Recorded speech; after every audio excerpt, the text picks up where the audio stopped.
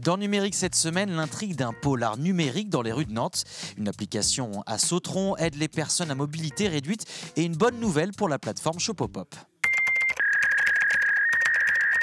Et depuis le 25 janvier, la mairie de Sautron propose le service Just Beep Assistance, une application accessible sur smartphone qui doit faciliter l'accès des personnes à mobilité réduite au service public.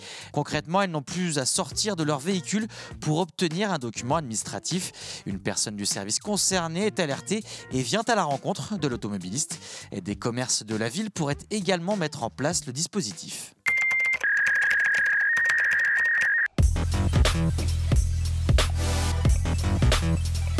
Ça commence par le décès de deux personnes, un homme, un chef d'affaires qui a un accident de la route sur le pont de Cheviré et un autre qui est retrouvé dans son domicile après une crise cardiaque manifestement.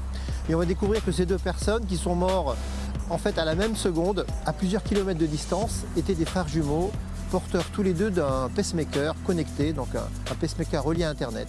J'avais envie de confronter un groupe de policiers chevronnés nantais à une menace invisible, alors que finalement tout autour d'eux devient dangereux, leur propre téléphone les espionne. Les techniques d'investigation de la police dans le monde du numérique sont en train d'évoluer, mais elles sont encore un peu en devenir, donc c'était un peu prospectif.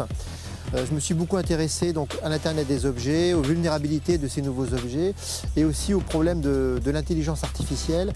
Je me suis intéressé à ce qu'on pourrait appeler l'attachement aux machines. Comment se comporter avec ces machines qui ne penseront pas, qui n'éprouveront pas de sentiments, mais qui vont nous connaître mieux qu'on se connaît nous-mêmes. Shopopop poursuit son développement.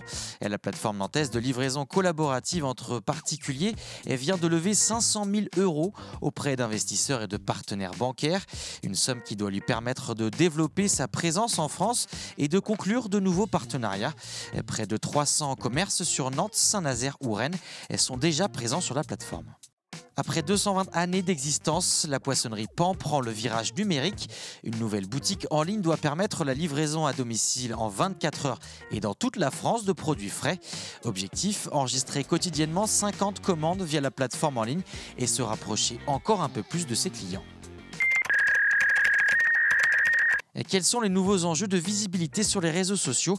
C'est le thème d'un atelier le 15 février à Nantes. Et puis on parlera Big Data et transformation des métiers le lendemain avec Jacques Priol, président de Civiteo.